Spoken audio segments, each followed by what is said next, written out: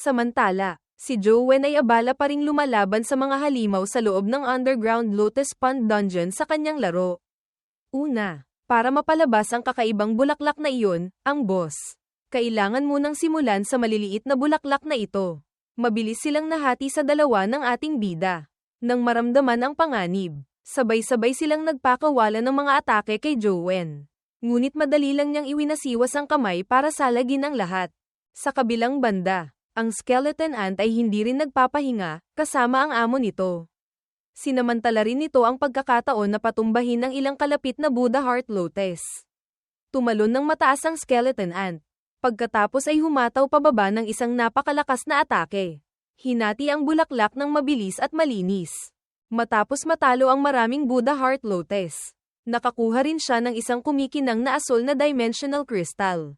Nang makuha ang magandang bagay, sakalang nakahinga ng maluwag ang binatilyo.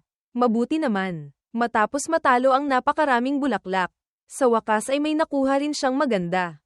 Hawak ang matingkad na asul na kristal sa kamay. Nag-aalangan siya. Parang hindi sinabi sa akin ng hindi mapagkakatiwalaang si Li Zuan kung ano ang primordial energy skill ng Buddha Heart Lotus. Hindi ko alam kung anong klaseng skill ang ibibigay nito. Kung base sa paraan ng pag-atake nito, hindi kaya isa itong hidden weapon type skill. Ayos na rin ito kaysa wala. Kailangang subukan para malaman. Agad itong inabsorb ng ating bida sa kanyang katawan. Agad. Isang bughaw na apoy ang biglang nagliyab at bumalot sa buong katawan niya. Ngunit hindi ito mainit o masakit. Habang inaabsorb ito ng maliit na Jowen sa laro, kasabay ding inaabsorb ito ng tunay na katawan ni Jowen sa realidad. Isang mainit na pakiramdam ang nagdulot sa kanya ng ginhawa at kasiyahan. Tila nasa langit, hindi tulad ng nakakainis at masakit na pakiramdam na halos ikamatay niya noong nakuha niya ang Vigorous Divine Fist. Ang puso niya ay parang nasa isang tahimik at payapang espasyo. Malinaw niyang naririnig ang bawat maliit na galaw. Kahit ang patak ng tubig sa ibabaw ng lawa ay malinaw niyang naririnig. Isang napakapayapa at nakakaginhawang pakiramdam. Agad, lumitaw ang notification sa system, natutunan mo ang bagong skill, Heart Meditation, Level 7. Hindi niya inaasahan. Hindi ito tulad ng hula niya. Hindi ito isang direktang attacking skill. Hindi kaya isa itong enhancement type na primordial energy skill. Subukan ko nga ang epekto nito. Agad umupo si Jowen sa meditation pose. Ginamit ang bagong skill na heart meditation. Mabilis. Ang buong katawan at isip niya ay nabalot sa isang banayad na bughaw na apoy. Nakakagulat ang eksena. Ngunit, parang may mali. Halos isang oras na siyang nakaupo hanggang sa mamamanhid na siya. Pero wala siyang ibang nararamdaman kundi ang bahagyang init. Wala nang iba pa. Hindi nakapagtataka na hindi binanggit ni Li Zuan ang primordial energy skill nito. Siguro dahil sobrang walang kwenta.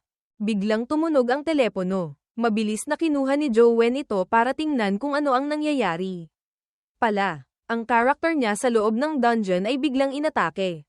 Lumitaw na pala ito. Lumitaw ang notification sa system, natagpuan ng boss.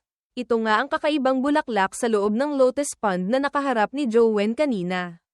Sa kasalukuyan, sa loob ng dungeon na ito, tinatawag ito ng system na Blood Pattern Buddha Heart Lotus. Napangisi ang binatilyo. Tama nga ang hula niya.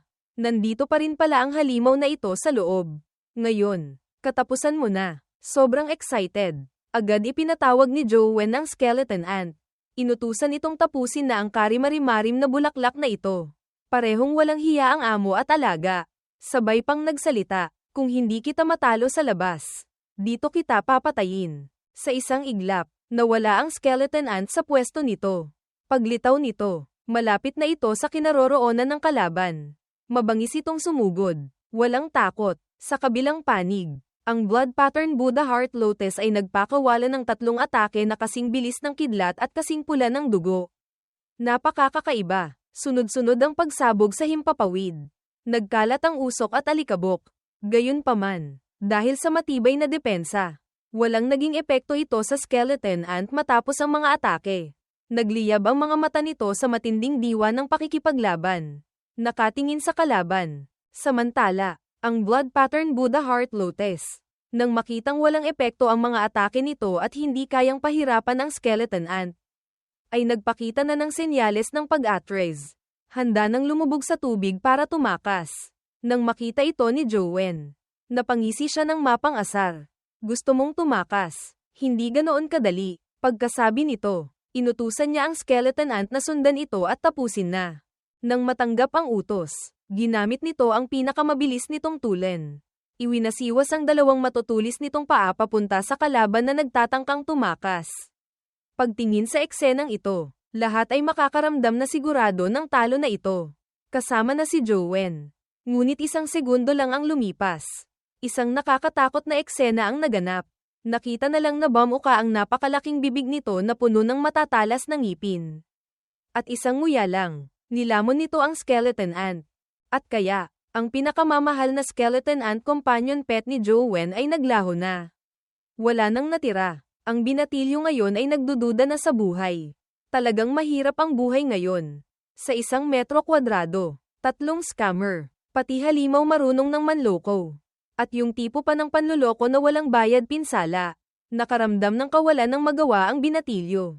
Na parang pinaglaruan pa siya ng halimaw. Balik kay Little Joanne. Ngayong wala na ang skeleton ant. Ang pakikipaglaban dito ay pagsuko na lang ng buhay ng walang kabuluhan. Tiyak na hindi na pwedeng ipagpatuloy ang pagpasok sa lotus pond na ito. Pag nawala ang skeleton ant, kasing hina na siya ng uod. Kung lalaban pa siya sa mga halimaw, malamang bugbugin lang siya na parang anak. Dahil matutulog na rin naman ako. Bakit hindi ko na lang tingnan yung Forbidden Zone na sinabi ni Li Zuan kung anong meron doon? Naisip niya, gagawin niya agad. Mabilis na tumakbo ang binatilyo papunta sa Forbidden Zone na sinabi ni Li Zuan. Dala ang diwa ng isang suicide squad. Handang hindi na bumalik. Mabilis siyang nakarating sa lugar na ito.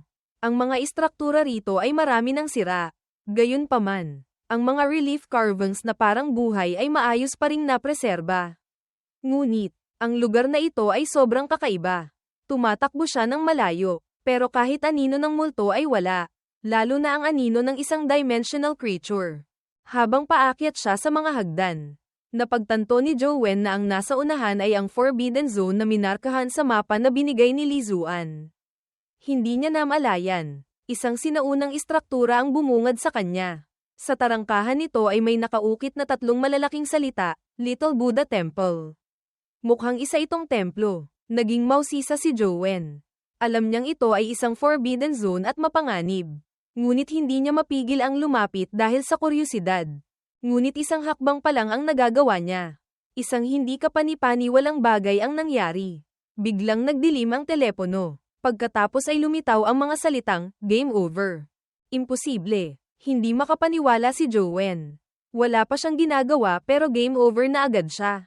Nang makalabas siya sa unang hakbang, hawak ang telepono. Natulala ang binatilyo. Biro ba to? Namatay na talaga ako. Ano bang nangyayari? Hindi siya naniniwala. Muli, nagpatak siya ng dugo. Matagumpay na nakapag-login. Si Little Joanne ay sumunod sa dating daan. Gamit ang pinakamabilis niyang tulen. Tumakbo ng walang tigil hanggang sa hagdan kanina. Walang duda. Ang lugar na ito ay talagang napakakaiba. Tulad ng dati, hindi pa natatapos ni Joanne ang pag-akyat sa hagdan. Bigla na lang siyang bumagsak at namatay ng walang dahilan. Nagdilim ang screen. Ang pamilyar na salitang, "Game over," ay muling lumitaw. Na nagdulot ng pagkalito. Ganoon na lang. Muli siyang napunta sa kabilang buhay. Ngunit nang pag-isipan niyang mabuti, may napansin siyang kakaibang punto. Sa sandaling malapit nang mamatay ang karakter na si Little Joanne sa laro.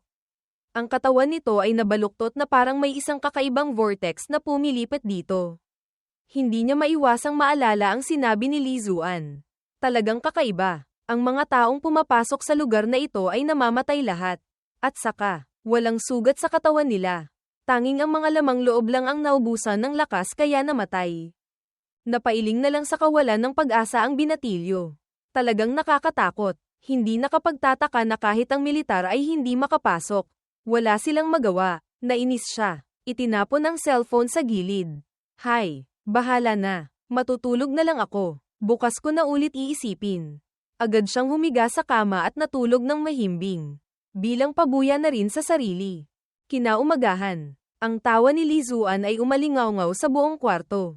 Tama nga, Pagkalabas pa lang ng balita tungkol sa Buddha Heart Lotus, may hindi na nakatiis at kumilos na agad. Si Joanne na nagsisipilyo ay tsismoso pa rin na parang matanda. Pautal-yutal na nagtanong, anong nangyari, Lizuan? Bakit ang saya mo? Hawak ni Lizuan ang telepono. Mayabang na ngumiti at sumagot. Kahapon, may isang senior na nagdala ng legendary level golden-eyed eagle para patayin yung Buddha Heart Lotus. Pero ang resulta, hindi inaasahan. Nasunog yung ibon hanggang sa malagas ang balahibo. Naging kalbong manok. Nakakatawa talaga. Mamamatay ako sa kakatawa. Nang marinig ito, napairap si Joanne sa pabigat na si Lizuan. Kung hindi ako nagpumilit na bumalik at nakinig sa payo niya, ako sana ang nasa ganoong sitwasyon ngayon. Sa madaling salita, nagkakagulo na ang buong academy ngayon. Siguradong hindi magtatagal. May magandang palabas na naman mula sa mga estudyante ng iba't ibang antas na magpapakitang gilas laban sa halimaw na iyon. Si Joanne na nagpupunas ng mukha ay nagtataka rin. Kung ganoon kalakas iyon, bakit hindi na lang tapusin ng militar? Matiyag ang ipinaliwanag ni Lizuan. Kahit malakas ang bulaklak na iyon, hindi kulang sa mga malalakas na tao ang militar at ang academy na kayang tumapos dito. Ang militar ay walang ginagawa. Mukhang wala silang balak na makialam dito. Dahil sa totoo lang, matagal nang may kasunduan ang Federation, maliban kung umabot sa tiyak na antas ng panganib. Hindi pwedeng basta-basta makialam ang mga puwersa sa internal affairs ng isa't isa. Ito rin ang yaman at oportunidad na ibinibigay ng Academy sa ating mga kabataan. Habang masayang nag-uusap sila ni Lizuan, nakatanggap si Joanne ng isang hindi inaasahang tawag mula pala sa tatay niya. Tumawag ito para itanong kung ang kasalukuyang tirahan ni Joanne ay nasa Luoyang nga ba. Dahil hindi naman ito sikreto. Sumagot si Joanne. Opo, nasa Luoyang nga po ako. Bakit po ninyo natanong? Akala niya kung ano na. Hindi naman pala basta-basta nag-aalala ang tatay niyang ito sa anak niya. Tumawag lang pala siya dahil pinilit siya. Ang tunay na dahilan ay ang bagong ina ni Joanne, Uyang Lan. Nakaupo ito sa sofa. Umiinom ng tsaa, at inuutusan ng tatay niya na kailangang maimbitahan si Joanne sa bahay nila para kumain ng isang beses. At saka, sinabi niyang gusto niya talagang makilala si Joanne. Ayaw sanang pumunta ni Joanne. Pautal-yutal siyang tumanggi ng maayos. Okay lang po ako dito. At saka, ayoko pong masangkot sa mga usapin ng An family. Basta masaya po kayo. Okay na po ako. Huwag na po kayong mag-alala sa akin. Nagpumilit ang tatay niya. Huwag naman. Parang awa mo na. Bilang respeto na lang sa tatay mong ito. Narinig ito ni Little Anjing at nagboluntaryong siya na raw ang susando sa kanya. Pagkarinig pa lang na ang babaeng demonyo na si Anjing mismo ang susando sa kanya. Kinilabutan ng biktima. Hindi niya alam kung sasanduan ba siya o bubugbugin na naman. May sinabi pa ang tatay niya na lalong nagpalungkot kay Joanne, maaga pa raw umalis si Anjing. Kahit hindi nito alam kung nasaan si Joanne, masigasig pa rin itong nagboluntaryong sumando. Nang marinig ito, nagkaroon ng masamang kutob ang binatilyo. Ang hindi maiiwasan ay dumating din. Pagbukas pa lang ng pinto ni Joanne, nakatayo na siya roon mula pa kaninang hapon. Malamig ang mukha, umismed habang nakatingin kay Joanne. Ang lokong si Lizuan. Kung hindi niya narinig, okay lang. Pero pagkarinig niya sa usapan, tumawa siya ng malakas. Ay, shit, pala. Ang nagpakasal kay Uyang Lan ay ang tatay mo. Tawa ng tawa ang binatilyo. Na parang takot na hindi siya marinig ng iba. Dapat naisip ko na, pareho kayong Joe. May koneksyon pala kayo ng An family. Ang simple lang. Hindi ko man lang napag-ugnay. Napakamot din ang ulo si Joanne. Pilit na sinabi, usapan po iyon ng tatay ko. Wala po akong kinalaman doon. Wala po akong anumang relasyon sa An family. Nang marinig na itinatanggi ng isang ito ang relasyon at walang utang na loob ang ugali. Nagalit si Anjing. Muli siyang umismed ng malamig. Malamig ang mukha. Walang pasensya. Yung driver. Naghihintay na sa labas. Bilisan mo na. Napahawak sa ulo si Joanne sa sakit. Malinaw na kara-rating lang niya sa Luoyang. Ang pinakaayaw niyang masangkutan ay ang An family. Ngunit hindi niya inaasahan. Sila pa ang lumapit sa kanya. Hi, nandito na rin lang. Pagbigyan ko na lang si tatay ng isang beses. Kung hindi ako pupunta, hindi rin naman maganda. Kaya tumalikod siya para magpaalam kay Lizuan. Lalabas lang ako saglit. Habang papunta sila sa sasakyan. Malamig siyang tinanong nito tungkol sa hindi pa niya pagsasanay ng Sunstrafe Art Primordial Energy skill na ibinigay niya. Nagmamadaling ipinaliwanag ni Jowen. Tinanong ko na po si tatay. Sabi niya, hindi raw siya nagbigay nito sa akin. Biglang nagalit si Anjing. Minura si Jowen. Sa tingin mo ba peke ito? Ha? Pagkatapos ay galit na tumalikod at umalis. Bumubulong pa. Oo nga, mas mabuting hindi mo sanayin. Gusto kitang saktan. Okay na ba? Hindi maintindihan ng binatilyo kung bakit konting bagay lang. Nagagalit na agad ito. Pero kahit ano paman. Sa ngayon, totoo man ito o peke. Hindi na mahalaga. Nakapagsanay na ako ng Lost Immortal Sutra. Ibig sabihin hindi ko na pwedeng sanayin ang ibang teknik. Hindi pa rin nawawala ang inis ng magandang dalaga. Nakatayo sa tabi. Walang pasensyang sinabi. Bibilisan mo ba o gusto mong maging baboy? Kasabay nito, mula sa hindi kalayuan, ang kilos nilang pagsakay sa kotse ay lihim na kinunan ng litrato ng ibang tao. Agad ini-report ng taong iyon ang impormasyong nakuha niya tungkol kay Jowen sa kanyang superior. Ang target ay nagngangalang Jowen. Nakuha niya ang pangalawang pwesto sa combat assessment ng Guide High School. Medyo magaling. Nang matanggap ang impormasyon mula sa tauhan, kinuha ito ng babaeng leader, Captain Lee, at ibinigay sa mas mataas na opisyal.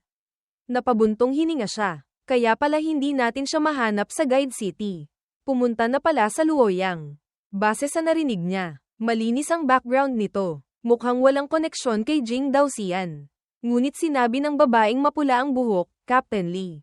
Mayroon din akong isang napaka-interesanteng balita na kailangan kong i-report. Ang tatay niya, si Zhou Lingfeng, ay nagpakasal ilang araw na ang nakalipas sa byuda ng An family. Sa kasalukuyan, siya at ang An family ay maituturing ng iisang pamilya. Nang marinig ito ng superior niya, napaisip ito ng malalim. Hindi ko talaga maintindihan kung bakit napili ng Uyanglan na iyon ng An family ang isang ordinaryong tao na tulad nito. Isang nakakatakot na ideya ang pumasok sa isip niya. Hindi kaya, may koneksyon itong si Zhou Lingfeng sa mga tao sa ibang bansa. Binasa ng magandang babaeng mapula ang buhok ang intelligence report. Kahit pumasok si Zhou Lingfeng sa legendary level ilang taon na ang nakalipas. Sa edad niyang iyon, hindi siya maituturing na bihirang henyo. At saka, base sa pakiramdam ko, hindi ko inaakala na papansinin ng mga mapanganib na tao sa ibang bansa ang isang taong tulad niya. Pagkatapos ay naghula-hula siya base sa sariling pananaw. Hindi kaya, si Uyanglan ay katulad ko rin. Mahilig sa mga mas batang lalaki. Ang leader ay may mapanganib na anyo na parang si Sherlock Holmes na nag-iimbestiga. Masyadong simple ang iniisip mo. Si Uyanglan ay hinding-hindi ganoong klaseng babae. Alalahanin mo noong namatay ang pinuno ng An family. Nagkagulo ang An family. Maraming malalaking puwersa ang naghangad sa kanilang yaman. Si Auntie Yanzuo noon ay 13 taong gulang pa lang. Ngunit nanatiling matatag ang An family. Sa tingin mo, sino ang sumuporta dito? Ang babaeng iyon. Hinding-hindi pipili ng isang lalaking walang kwenta. Sa madaling salita, humanap ka ng pagkakataon na dalhin dito ang batang si Jowen. At saka, ang pinakamahalaga, hinding-hindi dapat maalarma ang An family. Ang bagay na ito, mas mabuting gawin ng palihim. Balik tayo sa dukhang si Jowen, ngunit nasa ulap na siya nang bigla siyang sinipa pababa ng bangin ng dalaga. Natulala ang mukha ng magandang dalaga, Anjing, nang marinig ang susunod na sinabi ng ina niya, Uyanglan. Ngunit ngayong bisita si Jowen. Hayaan mo nang si Little Wen ang kumain. Ano? Totoo ba ito? Tiningnan ng binatilyo ang masasarap na pagkain sa harap niya. Ngunit hindi siya lubos na naniniwala at hindi rin ng ahas kumain. Dahil ang katabi niya, Anjing, ay may anyong napakasama. Na parang bulkan na sisabog anumang oras. Sino ba namang mangangahas kumain? Binigyan ni Uyanglan si Jowen ng pampakalma. Huwag kang mag-alala. Kumain ka lang. Huwag mong pansinin si Little Jing. Ituring mo na lang itong maliit na parusa sa pang-aapi niya sa iyo noong bagong lipat ka pa lang. Takot man. Nang marinig iyon, lakas loob na kumuha ng isang piraso ang binatilyo at tinikman ito. Talagang napakasarap. Mula pagkabata, kasama niya ang tatay niya sa paghihirap. Kailan ba siya nakakain ng ganito kasarap? Ang hindi mambugbog ay swerte na. Ngunit, ano ba talaga ang nangyayari? Tiningnan niya ang mabait na babae sa harap niya. Hindi niya maiwasang magtaka. Ito ba ang ina ni Anjing? Sobrang magkaiba silang mag-ina. Kumain siya ng kumain hanggang sa mabusog. Nang makitang gabi na, nagpaalam na si Joanne. Hinatid siya ni Uyang Lan hanggang sa pinto. Sa totoo lang, Little Wen, pwede ka namang dito na lang tumira. Mas magiging masaya ang bahay namin. Siyempre, hindi pumayag ang binatilyo. Maayos siyang tumanggi. Hindi na po kailangan. Pagdating naman po ng pasukan, kailangan ko ring mag-dorm. Sa ngayon, mas maginhawa pong kasama ko muna ang mga kaibigan ko. Sa totoo lang, takot ang binatilyo na kung dito siya titira. Baka patayin siya ni Anjing sa gabi habang natutulog. Nang makitang desidido na ang binata, hindi na siya nagpumilit pa. Ngunit may ibinigay siyang isang bagay kay Joanne, isang itim na card. Hindi malinaw kung ano ito. Sa sandaling iyon, hindi rin alam ng binatilyo kung ano ito. Medyo nalito siya. Pala, isa itong susi sa isang pribadong dormitoryo na inihanda niya para kay Joanne. Nang marinig niya mula kay Zhou Lingfeng na gusto ni Joanne na mapag-isa. Tanggapin mo na ito. Hinding-hindi pwedeng tanggihan. Talagang ito ang kailangan ni Joanne ngayon. Kapag mayroon nito, hindi na niya kailangang mag-alala na mabubuko ang paglalaro niya. Ngunit marami pa ring pag-aalinlangan sa isip niya. Sa huli, pumayag na rin siyang tanggapin ito. Ngunit paano nalaman ni tatay na gusto kong mapag-isa? Kinuha ni Joanne ito at nagpasalamat. Tayo, Uyang Lan, ay hinaplos ang buhok niya at nang asar. Matanda na ba ako? Bakit tita, ang tawag mo? Pwede namang Ate Lan. Talagang napaka-inosente ng binatilyong ito. Ngayon lang niya napagtanto, kahit sino pa man, ang mga babae ay laging conscious sa edad. Matagumpay siyang nakabalik sa kwarto. Ngunit pagtingin sa paligid, patay ang ilaw, madilim, walang tao. Mukhang lumabas na naman para magsaya ang walang modong si Lizuan. Ngunit naisip niya, mas mabuti rin iyon. Ngayon, pwede siyang maglaro ng malaya. Nang makakain ng masarap, mas sumigla ang binatilyo. Pakiramdam niya ay kaya niyang tapusin ang larong ito ngayong gabi. Matagumpay na nagpatak ng dugo.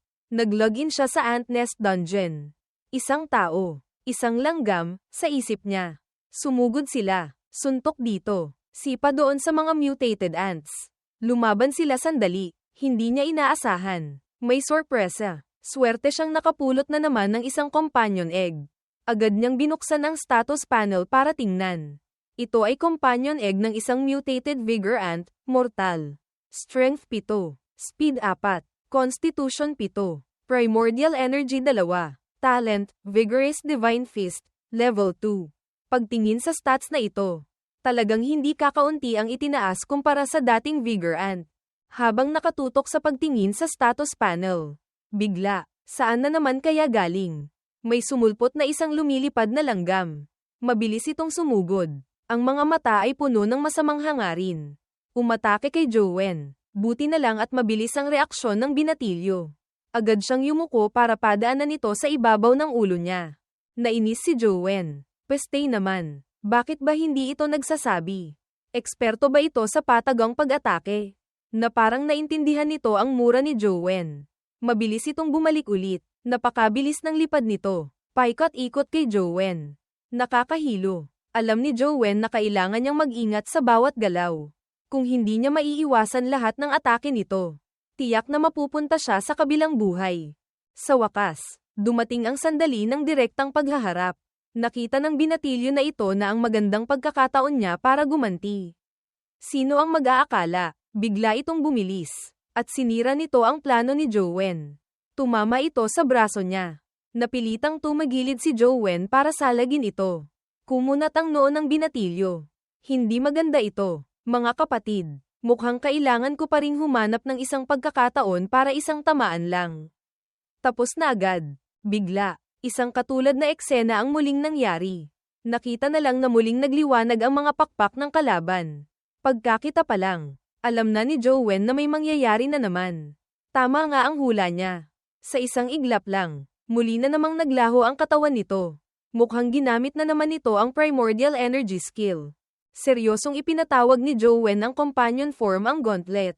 Sana ngayon, kaya na nitong harapin ito. Kung hindi ka makita ng mata ko, Hindi na rin kita titingnan. Ganoon na lang. Ipinikit ni Joanne ang mga mata niya. Maingat na pinakiramdaman ang bawat maliit na galaw. Sa estado ng walang iniisip. Sa wakas ay naramdaman ni Joanne na may masamang hangarin na paparating para atakihin siya mula sa likod.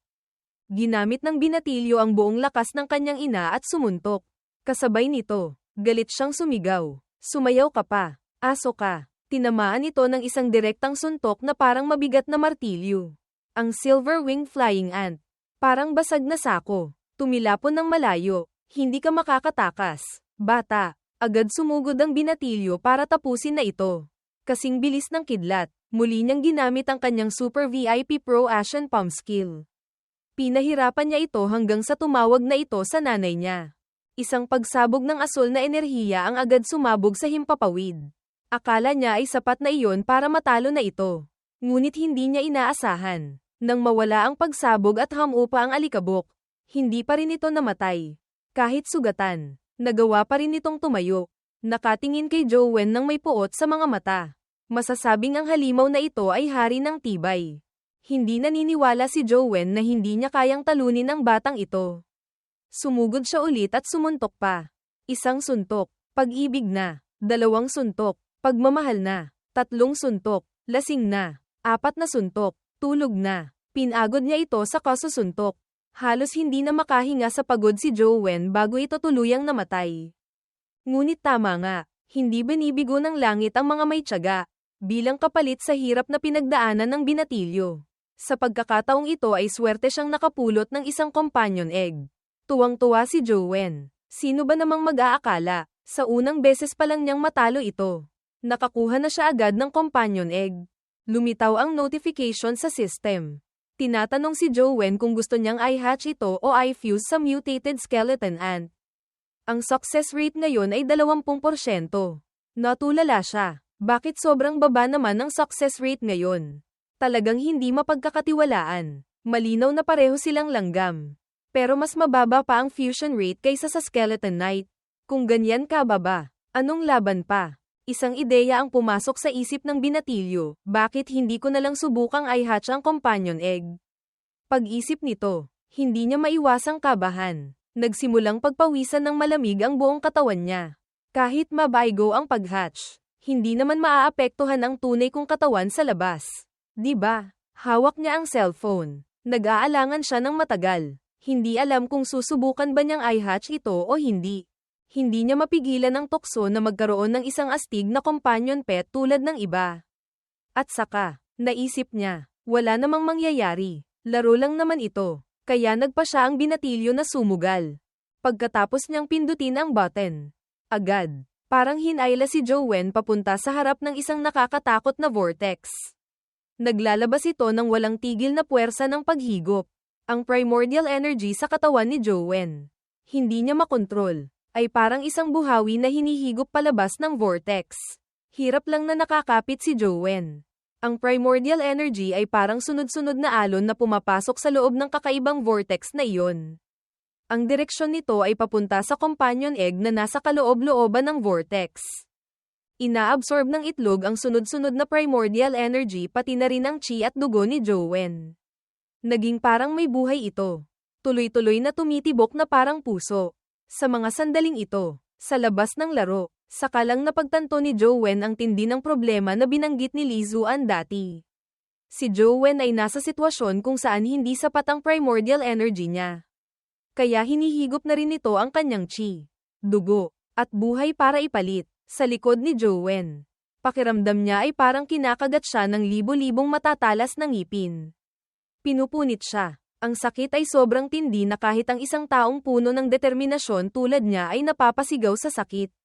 Ngunit sa kasalukuyan, wala siyang magawa, nagtiimbagang lang siya at tiniis ito. Umaasang makakalampas siya sa pagsubok na ito. Talagang bawat katangahan ay may kapalit. Pagkaraan ng ilang sandali, nang umabot na siya sa kanyang limitasyon. Umubo ng umubo si Joanne. Mukhang sobrang hina na, ang medyo nakakainis pa. Nanghihinayang pa ang binatilyo sa dami ng dugong nawala sa kanya. Nagtaka siya, gaano na naman karaming dugo ang nawala. Yung dugong iyon, kung ginamit sa dungeon, napakaganda sana. Sa gitna ng pagkapagod, Nawalan ng malay ang binatilyo. Buti na lang, natapos na rin ang nakakatakot na prosesong iyon. Habang tulog, ang mga malalalim at mahiwagang simbolo ng Lost Immortal Sutra ay lumitaw. Marahil dahil dito kaya mabilis na nakabawi si Jowen. Ngunit pagkamulat pa lang niya, isang pakiramdam ng sukdulang kahinaan ang bumalat sa kanya. Pagod na pagod ang binatilyo. Hirap na humihinga. Buti na lang at mahina ang koneksyon sa laro. Kung sa totoong buhay ko ito ginawa, tiyak na patay na ako. Nagpatak siya ng dugo para mag-login sa laro at tingnan ang sitwasyon. Hindi niya alam kung ano ang mangyayari ngayong nabigo ang pag-hatch. Naisip niya, mabuti na lang at walang nangyari sa akin.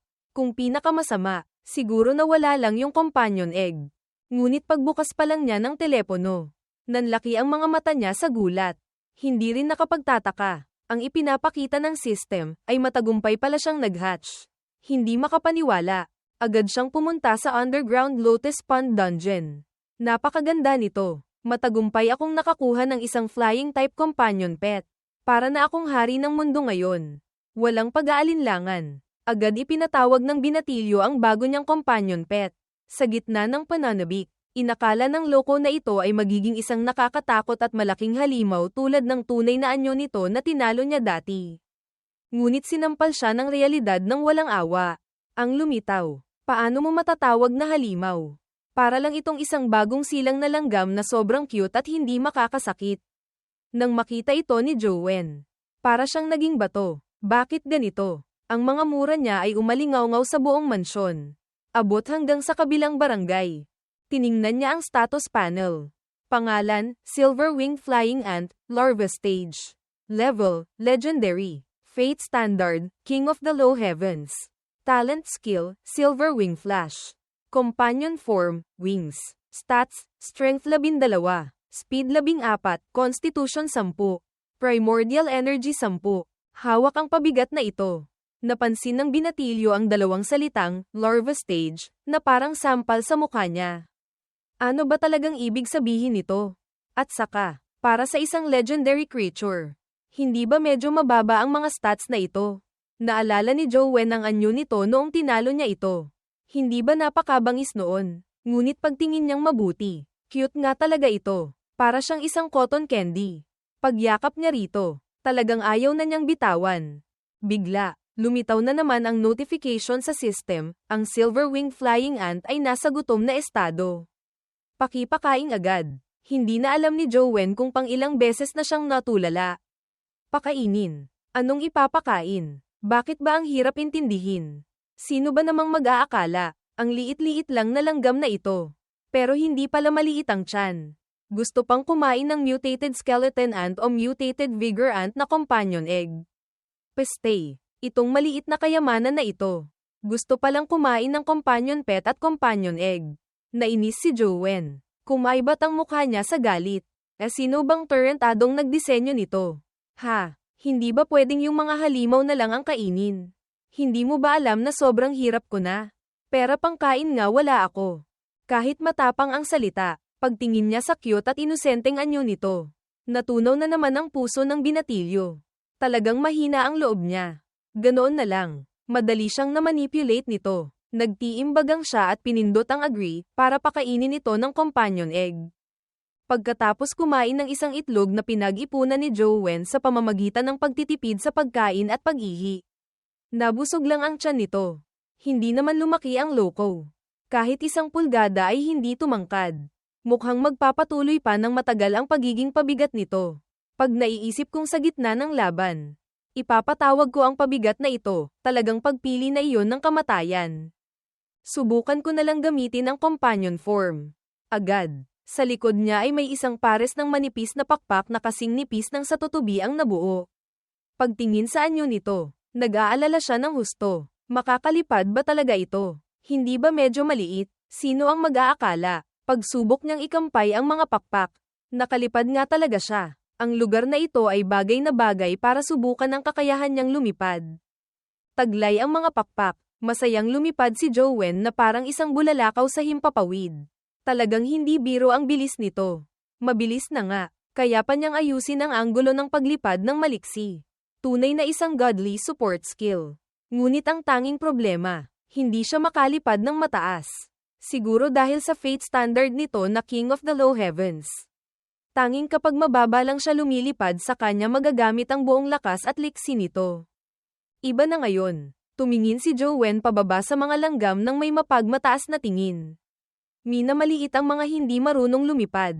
Inakala ng binatilyo. Ngayong may kakayahan na siyang lumipad. Ang pagharap sa mga ito ay sobrang dali na lang. Kaya agad niyang ginamit ang mga pakpak para lumipad. Balak pumasok ng mas malalim sa kuweba. Ang resulta, habang papasok siya ng mas malalim, ang kuweba rito ay lalong kumikitid. At saka, ang mga halimaw na langgam ay lalong damadami ng nakakatakot. Balak niya sanang pumasok pa ng mas malalim. Ngunit nang makita niya ang mga halimaw na ito na kasing dami ng hukbo, biglang kinabahan si Joanne. Gayunpaman, naisip niya, hindi na ako tulad ng dati. Ngayon, marunong na akong lumipad. Nasa invincible position na ako. Kahit gaano pa karami ang mga ito, hindi naman nila ako matatalo. Ngunit mukhang medyo nag-overestimate ng sarili ang binatilyo. Nakita na lang na nagtipon-tipon sila. Bumuo ng isang higanteng kamay. At bumagsak kay Joanne na parang pumapatay lang ng langaw. Halos matakot na ng husto si Joanne. Para siyang isang laruan na pinalibutan nila ng mahigpit. Hindi makagalaw. Ayan ka. Nagyayabang ka pa. Sa gitna ng kawalan ng magawa. Mabilis niyang ginamit ang action pump para itaboy ang mga halimaw. Binigyan ang sarili ng pagkakataong huminga. Dahil sa pagsabog, si Joanne ay parang lobong sumungo. Tumilapon sa ibang lugar. Sa gitna ng kuweba, may isang malaking bilog na istruktura. Masasabi talagang swerte si Joanne. Kung saan-saan siya tumilapon, doon pa siya napunta. Sa gitna ng pagkatulala, napagtanto ng binatilyo na malapit na siyang mapahamak. Hindi pala iyon bato. Iyon pala ang central ant nest. Bago pa siya makapagsalita, nakita na ni Joanne na mula sa loob ng pugad. Sunod-sunod na lumilipad palabas ang mga mababangis na langgam. Nakakatakot ang lakas nila. Ang mga mata nila ay pulang-pula. Mabangis na sumusugod. Hindi na siya nakapagsalita pa. Napalibutan na siya nila. Ginugulpi siya ng isang grupo ng malalaki, maitim, at mabahong mga langgam na marunong pang lumipad. Wala nang nagawa ang binatilyo kundi bumagsak na lang sa desperasyon. Balik sa realidad. Hawak ang telepono. Hindi niya maiwasang mapaisip. Tama nga, marami pang mas interesanteng bagay sa loob ng dungeon na ito.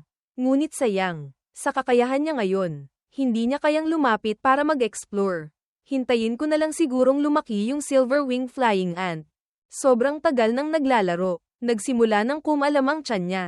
Mukhang kailangan ng kumain. Pagbukas niya ng ref, wala nang laman. Wala nang kahit anong makakain. Hay, kailangan ko na namang lumabas para pumunta sa supermarket at bumili ng makakain. Pagkatapos ay nagmamadali siyang naglakad papunta sa pinakamalapit na supermarket. Sino ang mag-aakala? Sa mga sandaling iyon, bawat kilos ni Joanne ay sinusubaybayan na pala ng iba. Boss Lee, Captain Lee. Umalis na ang target sa bahay ng Lee family. Papunta sa main road. Kailangan na ba naming hulihin siya? Ang babaeng mapula ang buhok na tinawag na Captain Lee ay naglalagay ng lipstick. Relax lang na sumagot. Maraming mata sa paligid ngayon. Sinabi na ng superior na hinding-hindi dapat mabuko ang pagkakakilanlan natin. Ipaubaya niyo na sa akin ang lahat. At kaya, habang si Joanne ay normal na naglalakad papuntang supermarket, bigla, sa isang kanto, may isang babaeng lumitaw. Sinadya niyang maging kaakit-akit. Itinaas ang kanyang damit para ipakita ang maputi niyang hita, para maakit ang atensyon ng binatilyong paparating. Walang iba kundi si Captain Lee, ang taga-Federation Bureau na pinadala rito para dalhin si Joanne sa headquarters para imbestigahan. Kumpiyansa siya sa kanyang hindi pangkaraniwang ganda. Ang isang batang tulad nito. Ang pagharap sa kanya ay hindi ba't kasing dali lang ng pagpitik ng daliri. Nagplano siya, naghintay ng matagal. Sa wakas, ngumiti ng mayabang ang kalaban nang mahintay niyang dumaan si Joanne dito. Hindi lang niya itinaas ang laylayan ng damit para ipakita ang hita. Nagsimula pa siyang umarte. Nagpanggap siyang isang kaawa-awang babae na nadapa at kailangan ng tulong. Mahina at kaakit-akit ang boses niya. Mukhang kaawa-awa, sinabi niya kay Joanne. Hoy, pogi dyan. Pwede mo ba akong tulungang tumayo? Ang plano niya, pero wala man lang pakialam ang tao sa kanya. Binigyan lang siya ni Joanne ng 100 kilong agnor, at nagpatuloy sa paglakad papuntang supermarket. Napanganga rin siya. Hindi siya makapaniwala na wala man lang reaksyon ang lalaking ito. May 2 bagay na bawal sa babae, ang tanungin ang edad nila. At ang sabihang matanda sila o pangit. Basta na lang siyang in-ignore ni Joanne. Kaya nakaramdam siya ng matinding insulto. Pakiramdam niya ay minamaliit ng kalaban ang kanyang pang-akit. Agad siyang tumayo at hinabol ito. Balak gumamit ng ibang taktika. Mukhang ngayon, kailangan na niyang gamitin ang kanyang ultimate, deadly move. Samantala, si Joanne ay patuloy lang sa paglalakad. Ang nasa isip lang niya ay ngayong may kakayahan na siyang lumipad. Ang pagpasok sa Lotus Pond ay siguradong mas madali na. Ngunit para matalo ang blood pattern Buddha Heart Lotus, kailangan pa ring subukan ng maraming beses. Saan na naman kaya galing? May isang babaeng yamakap sa braso niya. At pinuri pa siyang pogi. Sakalang natauhan si Joanne mula sa magulo niyang pag-iisip at bumalik sa realidad. Pogi, bakit ang bilis mong maglakad? Nang marinig ito ni Joanne, nalito siya. Malinaw naman na hindi sila magkakilala. Bakit ganito siya ka-close? Agad niyang tinanong kung sino ito. Pala, ang huling alas niya ay ang pagtapon ng lahat ng hiya at direktang lumapit para makipag-usap. Kung hindi lumalapit ang baka sa poste, ang poste ang lalapit sa baka. Sabi niya, naliligaw daw siya ngayon. Kanina lang, nadapa pa siya at nasugatan. Ngunit sa loob-loob niya, galit na galit siya. Minura niya ito. Kanina, nagpapanggap akong nadapa doon sa tabi ng daan. Hindi mo ba nakita? Tinanong pa niya. Pagkatapos mong ay ignore ang Diyosang ito. May mukha ka pang magtanong. Ang binatilyo ay talagang isang tuod na hindi nakakaintindi. Binigyan na siya ng green light ng tao. Hindi pa rin naintindihan ng binatilyo. Kalmado pa rin parang langaw. Kinuha niya ang cellphone. Balak tawagan ng pulis para sa kanya. Siyempre, hindi pwedeng masangkot ang pulis dito. Agad pinigilan ni Captain Lee si Joanne gamit ang kamay. Hindi na kailangan. Naging malanding ang mga mata niya. Kinuha ang buong lakas ng loob para akitin ang binatilyo sa harap niya. Ang gusto ko, ay ikaw. Pogi, ihatid mo ako pauwi, tapos ibibigay ko sa iyo lahat. Ayaw nang magsayang ng oras ng binatilyo sa babaeng ito na may spinal injury, at laging kumikembot na parang kitty-kitty. Nakakahilo. Biro ba to? Ihahatid pa uwi tapos medyas lang ang ibibigay. Sa ngayon, gusto lang kumain ni Joanne kaya sinabihan niya itong maghanap na lang ng iba. Ganoon na lang. Iniwan ni Joanne ang babae sa likuran. Nalito at nagalit siya. Hindi kaya ang pang-akit ko, ay talagang hindi kayang tapatan kahit isang kainan lang. Ang galit niya ngayon ay umabot na sa sukdulen. Na parang nagliliyab na apoy. Tama nga, ayaw mong uminom ng alak na inaalok. Gusto mong uminom ng alak na parusa. Kung ganoon, kailangan ko na lang patulugin ang kalaban at pilit na dalhin pa uwi. Naisip niya, gagawin niya agad. Nag-ipon siya ng lakas. Lumikha ng isang mainit na bola ng enerhiya sa kanyang kamay. Pagkatapos, kasing bilis ng kidlat, umatake siya ng patago mula sa likod ni Joanne. Agad umalingaw-ngaw ang pagsabog, dog-dog. Hindi biro ang lakas ng ataking ito. Mukhang ngayon, nagalit na talaga siya. Nang mawala ang usok at alikabok, wala na ang anino ni Joanne. Tanging siya lang ang nasa eksena. Pala, si Joanne. Dahil sa matalas niyang pandama, naramdaman niyang may mali, agad niyang ipinatawag ang silver-winged flying ant sa anyong pakpak at lumipad papalayo. Naramdaman ni Joanne na hindi mabuti ang pakay nang dumating. Pinagpawisan siya ng husto sa ulo.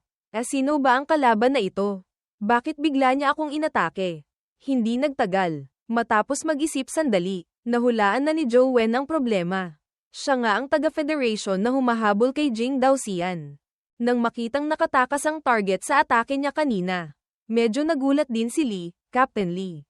Mabilis nga, hindi ko inaasahan. Mali pala ang tansya ko sa lakas niya. Ngunit ano naman ngayon? Kumpiyansa siya, basta gamitin lang niya ang kaunting tunay niyang lakas. Madali niyang mapapasuko ang kalaban. Sa isang iglap, bumalat sa kanya ang isang nagliliyab na dagat ng apoy. Para siyang Panginoon ng lugar na iyon. Nang maramdaman ang malakas na banta mula sa kalaban, ginamit din ni Joanne ang isang nawawalang teknik sa martial arts world na tinatawag na, pag hindi kaya. Tawag pulis. Nakita na lang na kalmadong kinuha ng binatilyo ang telepono. Pulis. Tulong. Inaatake ako. Kailangan ko ng backup. Hindi niya inaasahan. Gwapo nga pero ang dumi naman palang maglaro ng isang ito. Kung magpapatuloy siyang umatake, mabubuko ang pagkakakilanlan niya. Kapag naging alerto ang unfamily, magiging mahirap na. Kaya nagpa siya na siyang umatras. Umismed siya ng malamig. Tumalikod at umalis. Batang walang modo. Swerte mo ngayon. Palalampasin kita sa pagkakataong ito. Maingat na kinumpirma ni Joanne na talagang umalis na ang kalaban bago siya medyo napanatag. Yung kanina, nagpapanggap lang pala si Joanne. Sa totoo lang, hindi pa nga niya nabubuksan ang telepono. Ngunit bakit gusto akong hulihin ng mga taga-Federation? Wala naman akong ginagawang ilegal.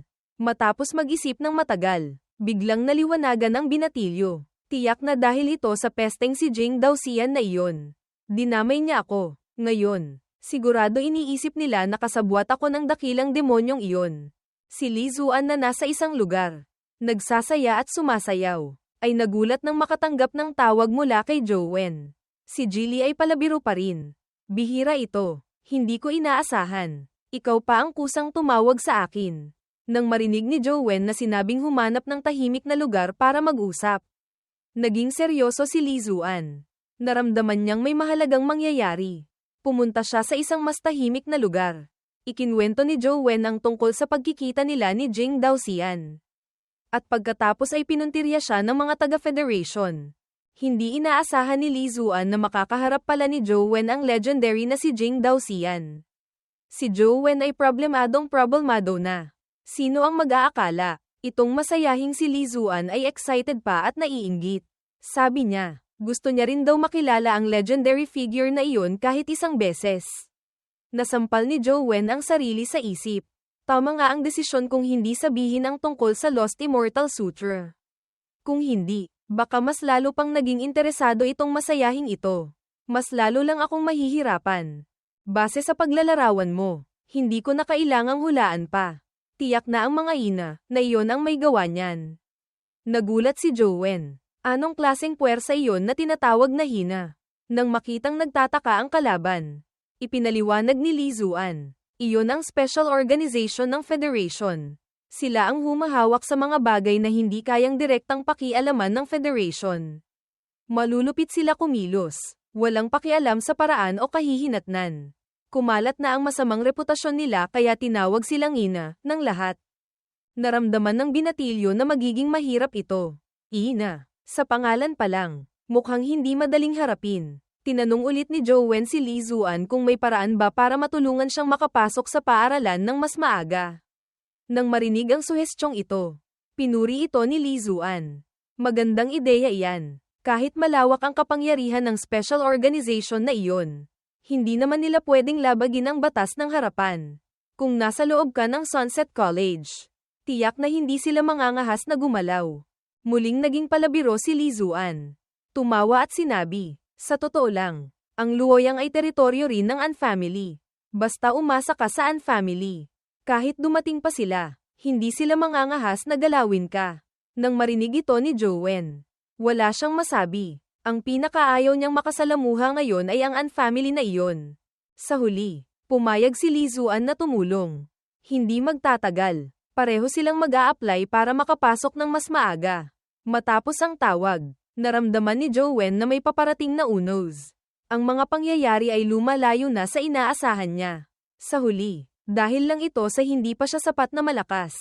Ang kailangan niyang gawin agad ngayon ay ang lumakas ng mabilis.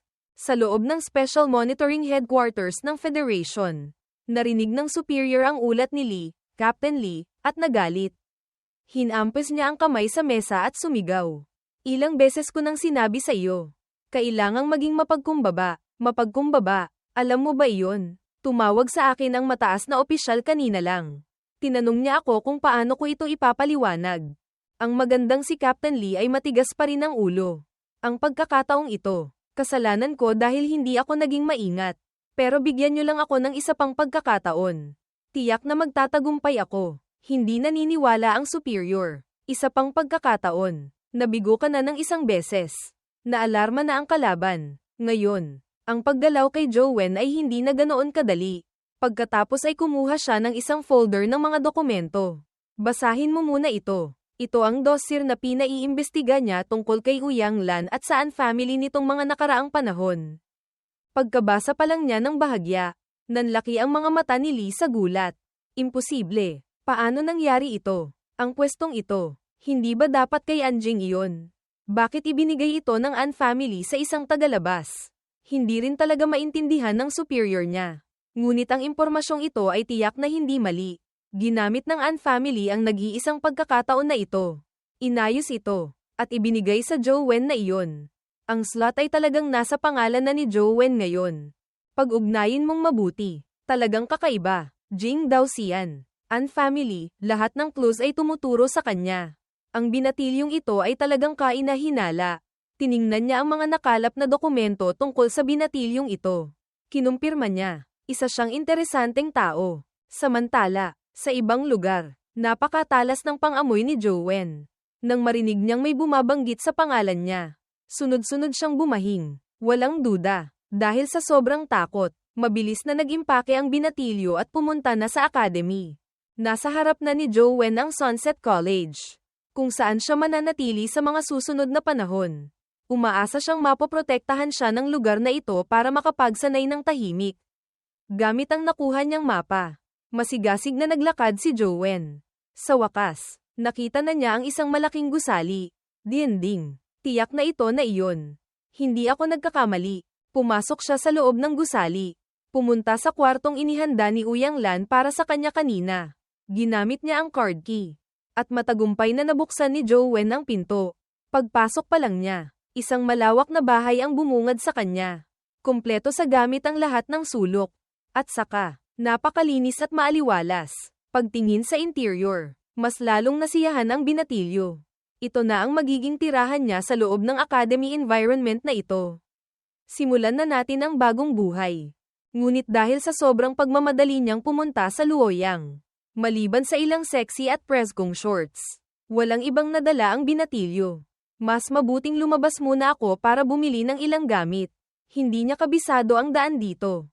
Kaya kinuha niya ang telepono para tingnan. Siguradong may tindahan din namang nagbebenta ng gamit dito sa loob ng paaralan.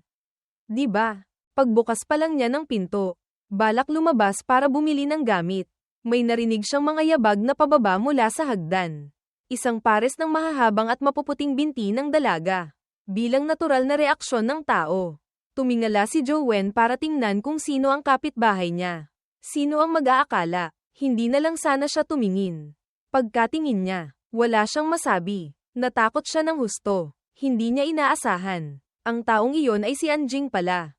Ang taong pinakaayaw niyang makita. Talagang pinagtagpo sila ng tadhana sa makipot na daan. Sino ba namang mag-aakala? Nasa itaas na palapag pala ito nakatira. Pagkakita sa kinay inisang lalaking ito. Ang magandang mukha ng dalaga ay nagulat din ng husto. Siguro hindi niya rin inaasahan na nandito pala ang lalaking ito. Hindi mahirap hulaan. Ang magandang dalaga ay agad nagpakita ng inis. Umismed ng malamig. At dumaan lang. Hindi siya pinansin ni Joanne at hindi rin sumagot sa tanong ng lalaki, referring to Lee Zuan's irregularity perhaps. Or just Anjing's general attitude. Muling natulala si Joanne. Wala naman akong sinabi. Bakit na naman siya nagagalit? Napabuntong hininga na lang ang binatilyo. Dahan-daang bumaba ng hagdan. Hay, bahala na nga. Kunwari na lang hindi ko nakita. Ngunit mukhang medyo naliligaw ang binatilyong ito. Hawak niya ang mapa, pero lakad siya ng lakad. Wala siyang makitang tindahan. Nagdududa na siyang baka naligaw na siya. Tumingin siya sa paligid, balak magtanong ng direksyon, pero wala siyang makitang kahit anino ng tao. Sobrang tahimik na parang abandonadong templo. Bigla, may isang pasang umungol sa malapit, na nakaagaw ng atensyon ni Joanne. Walang kamalay-malay na hinanap ng mata niya kung saan galing ang tunog. Pagdating niya sa isang kanto, narinig ni Joanne ang boses ng isang tao. Ang bait mo naman. Dapat ganyan ka lagi. Ha, naisip ni Joanne. Swerte ko. Sa wakas, may mapagtatanungan na ako ng direksyon. Ngunit parang pamilyar ang boses na ito. Hindi kaya narinig ko na ito kung saan dati. Lumapit siya. Balak magtanong. Excuse me po. Pwede po bang magtanong? Bago pa niya matapos ang tanong. Nang makita niya kung sino ang kausap, Nilunok niya ang sasabihin. Dahil ang eksena sa harap niya ay talagang nakakagulat. Sino ba namang mag-aakala? Ang mabagsik na si Go Dian ay may ganito palang side. Nakita lang niya itong nakangiti ng masaya na parang bata. Nakikipaglaro sa mga pusa. Siguro pinapakain niya ang mga ito. Nang makita ni Joanne ang eksenang ito, wala siyang masabi. Natulala siya. Naisip niya, hindi kaya papatayin niya ako para walang makakaalam. Nakita na niya, hindi naman pwedeng basta na lang siyang umalis. Kinuha ng binatilyo ang lahat ng lakas ng loob niya at lumapit para makipag-usap. Oy, Senior Go Dian. Nang malaman na ang nakakahiyang sandali niya ay may nakakita. Biglang tumahimik ang paligid. Ang kaninang masayahing si Go Dian. Nang marinig na tinawag siya ni Joanne, nawala na ang saya. Gamit ang kanyang malaking katawan na parang sumo wrestler. Lumapit siya kay Joanne. Ang mga mata ay puno ng masamang hangarin. Nagbabala siya. Kung maglakas loob kang ipagsabi ang nakita mo kanina, tiyak na patay ka sa akin. Bakit ba ang sanggit mo? Hindi mo ba alam na mahina ang puso ko? Natatakot ako. Natatakot na sinabi ni Joanne. Gusto ko lang pong magtanong ng direksyon papunta sa tindahan. Muling tinapak ng kalaban ang balikat ni Joanne. Nagbanta sa pangalawang pagkakataon. Mabuti kung ganyan nga ang sinasabi mo. Kung hindi, magkakaproblema ka sa akin. Itinuro niya ang daan kay Joanne. Sundin mo lang ang daan na itinuturo ko. May guard doon na magtuturo sa iyo. Pagkatapos ay malamig na tumalikod at umalis. Akala mo tapos na ang lahat doon. Ngunit ilang hakbang pa lang siyang nakaalis. Parang may naalala siya. Muli siyang lumingon. Hindi tinatago ang masamang hangarin. Nagbabala ulit siya kay Joanne ng isa pang bagay, mas mabuting huwag mong galawin ang mga pasang gala ko. Nang makakuha ng tiyak na pagsang-ayon mula kay Joanne, saka lang siya napanatag at tuluyan ng tumalikod at umalis. Dati, pagkatapos ng Dimensional Storm event, ang mga tao ay maaaring gumamit ng kontrata para paamuin ang mga dimensional creatures. Kasabay nito, maaari rin silang magkaroon ng malakas na kapangyarihan mula rito. Kaya naman, karamihan sa mga tao ay hindi na gaanong pinapansin ang mga orihinal na mahihinang hayop ng Earth tulad ng aso at pusa. Hindi niya inaasahan. Ang isang taong mukhang tigre tulad ni Go Dian ay mayroon palang ibang side na mabait na ganito. Talagang nagbukas ito ng kanyang mga mata. Talagang kapag walang magawa, kung ano-ano ang naiisip, dahil walang ginagawa, kinuha na naman ng binatilyo ang cellphone para magpatuloy sa paglalaro. Ngunit talagang nakakasakit ng ulo ang bagay na ito. Laging namamatay ng walang dahilan. Sa kasalukuyan, wala siyang anumang clue. Muli, isang pamilyar na eksena. Muling kinagat ng binatilyo ang daliri para kumuha ng dugo at mag-login sa laro. Hindi nagtagal, nakapag-login na si Joanne sa laro. Ang binatilyo, na may tulalang mukha, ay nakatayo sa hagdan. Kinakamot ang ulo, kahit hindi niya alam kung anong kababalaghan ang nangyayari. Isang bagay ang sigurado niya. Tiyak na ang Little Buddha Temple na ito ay may kinalaman sa isang mahiwagang kapangyarihan na kapag pumasok ka sa loob. Isang buhay kaagad ang katapat. Napahawak siya sa baba, nag-iisip ng walang kamalay-malay. Hindi ba't sobrang kakaiba nito? Kanina, sinubukan ko na ang lahat ng paraan. Ilang beses ko nang sinubukan. Pero laging namamatay pagdating ko sa Little Buddha Temple na ito. Kahit ginamit ko na ang flight skill. Walang pinagkaiba. Basta pumasok, diretso agad sa lamay ng walang babala. Para bang may isang masamang espiritu na nagbabantay dito. Pinipigilan ang mga tagalabas na pumasok. Muling nawalan ng pag-asa ang binatilyo. Nakaupo mag-isa sa sofa. Parang nadudurog ang puso. Hindi niya alam kung ano na ang gagawin ngayon. Malinaw naman na ginawa na niya ang lahat ng paraan. Hindi kaya, talagang dead end na ito. Ngunit biglang nabuhayan ng loob si Joanne. Umiling siya. Hindi naniniwala. Kung laro ito, syempre hindi pwedeng hindi makalampas ang player. Kahit gaano pa kalakas ang Skeleton Knight at ang Flying Ant. Sa huli, natalo ko rin sila. Gayunpaman, muling umiling ng sunod-sunod ang binatilyo. Iba ito, hindi ito katulad ng pagtalo sa boss. Paano ko ba sasabihin? Tama, mas para itong isang pinto. Tanging kapag nahanap ko ang tamang susi para buksan ito saka ko lang ito malalampasan para makapasok sa loob. Sa madaling salita, ang Little Buddha Temple na ito ay mayroon ding susi. Kailangan ko lang makuha iyon para mabuksan ang pinto. Ngunit iniisip ng binatilyo, Wala naman akong pinalampas na clue pagdating ko rito. 'Di ba? Kung ganoon, ang clue ngayon ay maaari lang nasa Lotus Pond. Pero hinanap ko ng mabuti doon. Wala naman akong nakita. Bigla, isang ideya ang sumilay. Nagbigay liwanag sa binatilyo. Naalala ni Joanne ng isang bagay na binalewala niya ang primordial energy skill na heart meditation. Naisip niya, gagawin niya agad. Walang pag-aalinlangan. Ginamit agad ng binatilyo ang heart meditation primordial energy skill. Nakita na lang na isang bughaw na apoy ang nagliyab at bumalat kay Joanne. Pag-iisipin mong mabuti, ito lang ang pinakakahina-hinala, isang primordial energy skill pero hindi nagbibigay ng attack o anumang specific effect. Bagkus, patuloy pang umuubos ng primordial energy ko. Kung ganoon, iisa lang ang function nito na nga ang susi para makapasok dito na hinahanap ko. Kinuha ng binatilyo ang lahat ng lakas ng loob niya. Muli siyang pumunta sa Little Buddha Temple. Kinuha niya ang buong tapang niya. At walang pag-aalinlangang tumalon pababa. Ngunit mukhang ngayon, nagtagumpay na siya. Nakita na lang na ligtas siyang lumapag. Hindi na siya namatay tulad ng mga nakaraang beses. Kasabay nito, sa labas ng laro, napagtanto ng binatilyo na nagtagumpay na siya. Masayang-masaya siya na parang nanalo sa loto. Mukhang tama nga ako. Matalino at makapangyarihan. Walang imposible. Agad niyang kinontrol si Little Joanne sa laro para sumulong. Tingnan kung anong kakaiba ang nasa loob ng Little Buddha Temple na iyon. Ngunit ang buhay ay hindi tulad ng panaginip. Hindi pa natatagalan ang saya ng binatilyo. Muli siyang natakot nang mapagtanto niyang paubos na ang primordial energy bar niya. Nainis siyang tumalon-talon. Minumura ang mga gahamang game developer na sumisip-sip ng dugo. Masahol pa kayo sa VTC at Vinagame. Ang bilis naman masyadong maubos ng primordial energy nito. Kung ganito, mahihirapan ako. Naisip ng binatilyo ang isang ideya. Nakita na lang na yumuko ang binatilyo na parang isang runner. Kumukuha ng buwelo. Balak ng binatilyo na tumakbo ng sobrang bilis bago maubos ang primordial energy niya. Ngunit ang kamalasan ay hindi pumipili. Nakita na lang na hindi pa nakakatakbo ng ilang hakbang ang kalaban, isang buhay na naman ang nawala. Pumunta na sa kabilang buhay. Bilang isang taong matigas ang ulo. Siyempre hindi naniniwala ang binatilyo. Muli, nagpatak siya ng dugo at nag-login. Kung hindi sapat ang pagtakbo, ngayon. Nagpa siya ang binatilyo na gamitin ang flight skill ng flying ant. Nakita na lang na tumawa ang binatilyo na parang unggoy.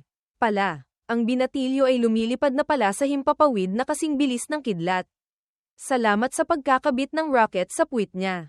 Naramdaman niya ang bawat ihip ng hangin sa mukha niya. Napahanga siya. Ang bilis. Ngunit ang paglipad ay hindi naging matagumpay tulad ng inaasahan. Ito na naman ang dating eksena. Bumagsak ang eroplano sa ibaba dahil naubusan ng gasolina. Tiningnan niya ang madilim na screen. Nakaramdam ng inis ang buong katawan niya. Ang bilis nga, pero kasabay din nito. Tumataas din ang konsumo. Naintindihan na niya ang sitwasyon. Kung gusto niyang makalagpas sa lugar na ito, kailangan niyang simulan sa pag-upgrade ng skill sa mas mataas na antas. Mukhang kailangan pa rin niyang mag-level up sa Lotus Pond. Sakto naman, habang hindi maganda ang mood niya. Nakatanggap siya ng tawag mula kay Lizuan. Nang marinig ang kakaibang tono ng kalaban, agad nagtanong si Lizuan. Anong problema? Bakit parang ang lungkot mo? Sinabi niyang pumunta agad si Joanne sa Lotus Pond. May magandang palabas daw na mapapanood. Si Anjing ay naroon na rin. Nang tanungin ni Joanne kung anong meron, hindi sumagot si Lizuan. Bagkus ay misteryosong sinabi, pumunta ka na lang dito. Malalaman mo agad. Nang makita ang legendary figure na si Anjing, nagbulungan ang mga tao. Siya nga iyon. Isang napakatanyag at napakalakas na tao. Sabi nila, bago pa man magsimula ang pasukan. Isa na siyang legendary level expert. Hindi nakapagtataka na si Senior Yang Lai, Year 3, ay gustong hulihin ang Buddha Heart Lotus na iyon para iregalo sa magandang dalaga. Ngunit ang magandang dalaga ay napakasuplada. Walang pakialam niyang sinabi, hindi ko kailangan ng tinatawag mong pasalubong na iyan. Kaya tigilan mo na ang mga walang kwentang bagay na iyan. At saka, hindi niya itinago ang pagmamaliit sa kanya. Diretso niyang sinabi, sa lakas mong iyan, syempre hindi mo iyon mahuhuli. Hindi nakuha ang loob ng magandang dalaga. Ngayon, naging katatawanan pa siya ng mga usisero. Kaya hindi maganda ang mood ng isang ito. Ang binatang may berdeng buhok, Jowen, na nakikinig sa gilid ay biglang natauhan mula sa sinabi ni Anjing. Nalaman niyang ang kakaibang bulaklak na iyon ay tinatawag palang blood pattern Buddha Heart Lotus. Mukhang naimbestigahan na ng An family ang impormasyon tungkol dito. Ang walang kwentang lalaking singkit ang mata, Shu Miento, ay naroon din pala. Ang pangalan niya ay Shu Miento. Napahanga si Shu Miento. Hindi ko inaasahan. Itong si Yang Lai ay gustong sipsipan ang An family ng ganito. Talagang walang hiya, bilang isang taong galing sa mataas na lipunan. Siyempre malawak ang kaalaman ni Li Zuan. Matyaga niyang ipinaliwanag sa kalaban, Jowen. Kahit may kaunting pangalan ang Yang family, malayo pa rin sila kumpara sa An family. Lahat ng negosyo nila ay kailangang tumingin sa mukha ng An family. Ngunit isang bagay ang sigurado. Hindi papansinin ni Anjing ang isang tulad niya. Ang katabing si Miento ay tumango rin bilang pagsang-ayon. Tama si Kuya Lee. Si Kuya Lee lang ang karapat-dapat. Ngunit bago pa niya matapos ang sasabihin, tinakpan na ni Jilly ang bibig niya para hindi na magsalita pa ng kung ano-ano. Sinabi ng binatilyo, Lizuan. Wala akong kahit kititing na interes kay Anjing na iyon. Huwag kang basta-basta nag-uugnay ng mga tao. Sakto namang dumating na rin ang ating bida dito. Ngunit iba sa excited na ugali ng mga usiserong iyon. Ang binatilyo ay walang kahit anong interes. Nang makita si Anjing, saka lang niya naintindihan, ang misteryosong si Lizuan. Kaya pala siya pinapunta rito ay dahil nandito si Anjing. Ang binatang may berdeng buhok, Shu Miento, na parang multo, ay biglang sumulpot sa likod niya. Masayang sinabi, yung kapatid mo, referring to Anjing, may nanliligaw, bilang kuya niya. Hindi ka ba personal na pupunta para manood? Wala nang masabi si Jowen sa masayahing ito. Talagang kulang pa yata ang gulo. Hay, nandito na rin lang naman ako. Ang dalawang binatilyo ay nag-cross ng braso. Nanunood kung anong exciting na eksena pa ang mangyayari. Samantala, sa kabilang banda, si Yang Lai ay medyo naiinis na. Mataas ang pride niya. Tinanong niya ang kalaban, Anjing. Talaga bang wala kang tiwala sa akin? Kailangan daw niyang makuha ang blood pattern Buddha Heart Lotus na iyon. Pagkatapos ay ngumiti siya ng masama. Kapag nakuha ko ito, kailangang tanggapin mo ito, Anjing. Sabi pa niya, ang pangit naman ng pangalan mo. Si Kuya Yang mo ang gwapo dito tapos ang pangalan mo Lai, mahina. At saka, kung babalik ta rin ang pangalan mong Yang Lai, magiging Lai Yang, matinding araw. Ay, teka, huwag na lang. Habang nagsasalita siya ng mayabang, nagpakawala si Anjing ng isang salita na lalong nakasakit sa binatilyo. Huwag ka nang magpumilit, walang kwenta ang pangako mong iyan. Mas mabuting huwag mo nang ipahiya ang sarili mo. Nagalit siya at sumigaw. Kung ganoon, papatunayan ko sa iyo. Pagkasabi nito, ipinatawag niya ang kanyang companion pet. Nakita na lang na sa himpapawid ay lumitaw ang dalawang mariingal na ibon na kulay pilak. Isang tingin pa lang, alam mo nang napakalakas nila. Natakot si Miento nang mapagtanto niyang legendary level silver-eyed eagles pala iyon. At hindi lang isa, kundi dalawa pa. Puno ng pananabik na maibalik ang kanyang dangal. Si Yang Lai ay agad nagutos sa kanyang mga pet na sumugod. Mabilis na labanan. Tama nga. Legendary level companion pets na flying type at nakatuon sa bilis. Nakita na lang na naging isang kidlat sila. Kasing bilis ng liwanag, umatake sa kalaban. Nang maramdaman ang papalapit na panganib, ang kakaibang bulaklak na blood pattern Buddha Heart Lotus ay nagpakawala ng isang atake para ipagtanggol ang sarili. Kaya ang dalawang atake, isang berde at isang pula, ay nagbanggaan sa himpapawid. Nagkalat ng mga kislap. Si Yang Lai ay ngumisi ng mapang-asar. Inakala niyang biro lang ito ng bata. Tama nga, may lakas siyang maging mayabang. Dahil sa kabilang banda, pagkatapos madikit sa atake ng bulaklak, napakasimple. Ang mga silver-eyed eagles na ito, iwinasiwas lang ang pakpak at nawala na ang atake. Ang katawan nila ay hindi man lang nasugatan o bumagal ang pag-atake. Ginamit nila ang kanilang sobrang bilis, na parang isang bulalakaw. Umatake ng isang napakalakas na suntok sa bulaklak na iyon. Si Miento na nanonood ay napahanga. Hindi may kakaila, malakas talaga ang legendary level creature. Sino ba namang mag-aakala na ang mga balahibo nila ay immune pala sa corrosion ng bulaklak? Baka magtagumpay siya ngayon. Ngunit si Joanne na nakatayo hindi kalayuan ay hindi sang-ayon.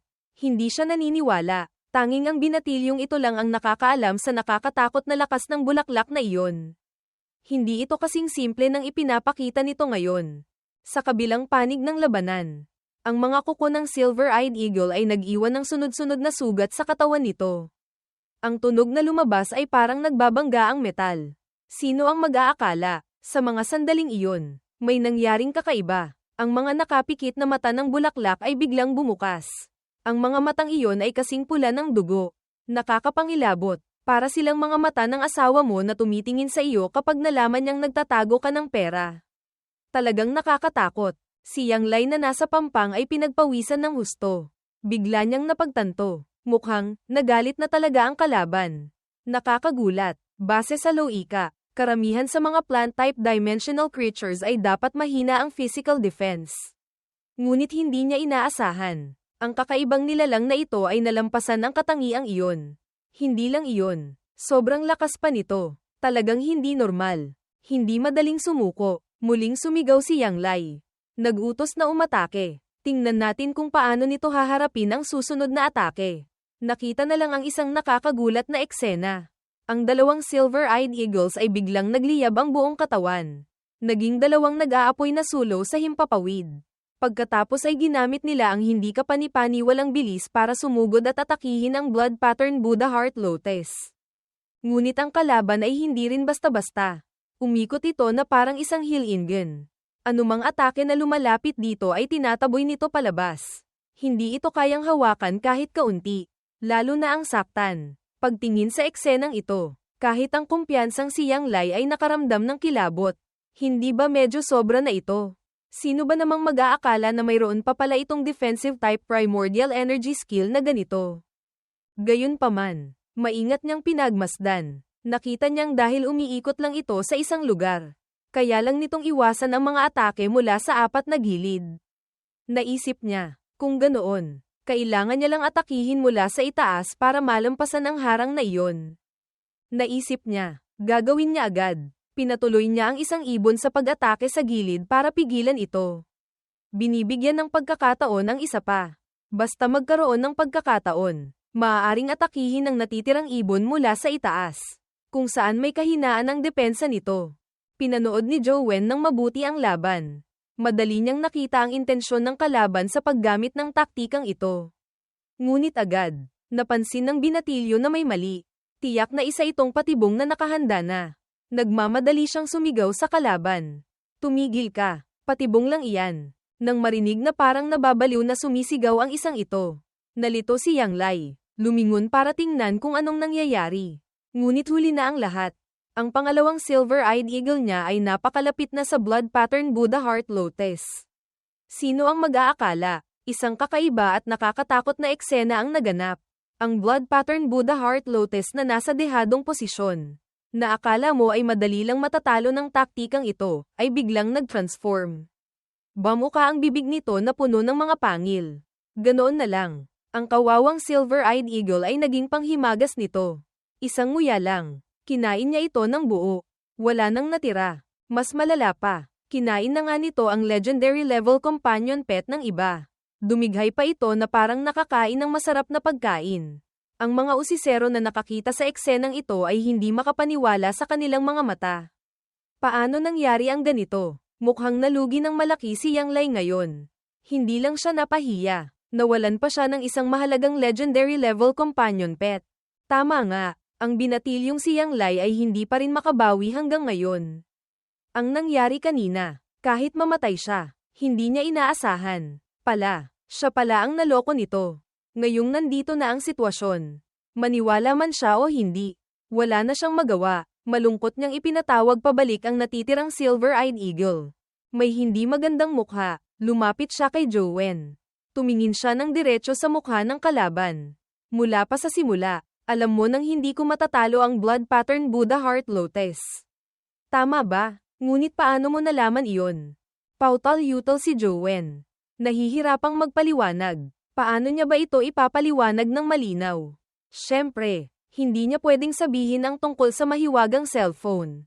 Habang nahihirapan siya, Ang tsismosong si Miento ang sumingit para iligtas siya. May natural na tono. Sinabi niya, paano pa nga ba? Siyempre, ginamit niya ang mata niya para makita. Ang Kuya Wen ko ang pangalawa sa combat assessment sa Guide City. Ano? Nagulat ka? No. Mukhang hindi gaanong mataas ang tingin sa Guide City. Nang marinig na nagyayabang ang isang ito, ngumiti lang siya, Yang Lai. Pangalawa sa Guide City. Kung ganoon, magaling na rin iyon. Nang makitang nangaasar pa rin ang isang ito, nainis si Miento at inasar siya pabalik.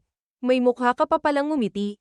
Kung ako ang nawala ng isang silver-eyed eagle na ganyan, nagtago na ako sa kung saang butas.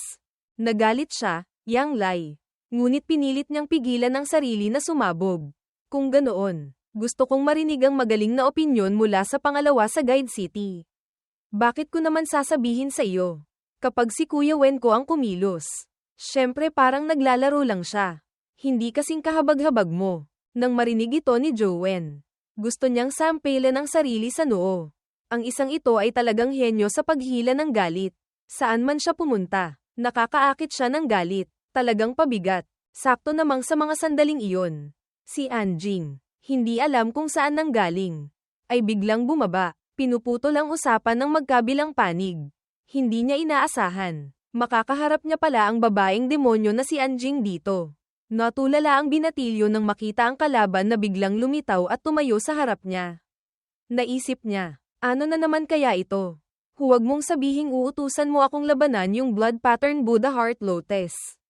Kahit labag sa loob niya, kailangan niyang aminin. Kahit sa laro, hindi niya pa rin ito kayang talunin ngayon. Hindi lang iyon, ang nakakasakit pa ng ulo. Gumamit pa ito ng defensive skill na hindi pa nito ginamit sa laro. Hindi niya alam kung gaano karaming alas pa ang tinatago nito. Si Anjing naman, tulad pa rin ng dati.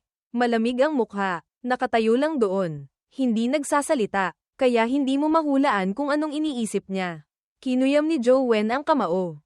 Naisip niya, hindi kaya balak na naman akong bugbugin nito. Si Yang Lai na nasa gilid ay napahawak sa noo sa sakit ng ulo. Hindi niya maintindihan kung anong nangyayari sa pagitan ng dalawang ito na naman. Bigla na lang lilito tapos magtititigan ng ganyan. Balik sa usapan kanina, tinanong niya si Jowen kung takot na ba ito. Mukhang puro salita ka lang pala. Marunong ka lang gumamit ng bibig. Biglang may narinig siyang boses ng ibang tao. Kung ganoon, subukan nating dalawa. Pala, boses pala iyon ni Lizuan. Nang makitang inaapi ang kapatid niya, syempre hindi siya pwedeng tumayo lang at manood. Kailangan niyang turuan ng batang ito kung ano ang respeto. Masasabing ang reputasyon ni Jilly sa pagiging playboy ay kilalang kilala. Kahit si Yang Lai, pagkakita pa lang, nakilala na agad ang may masamang reputasyon na binatang ito. Hindi niya inaasahan. Magkakilala pala ang dalawang ito. Mabuti na rin. Hayaan mong magpakitang gilas ang dalawang ito. Baka hindi sila magtagumpay at mapahiya pa. Ang bagay na kahit ang silver-eyed eagle ay hindi nagawa.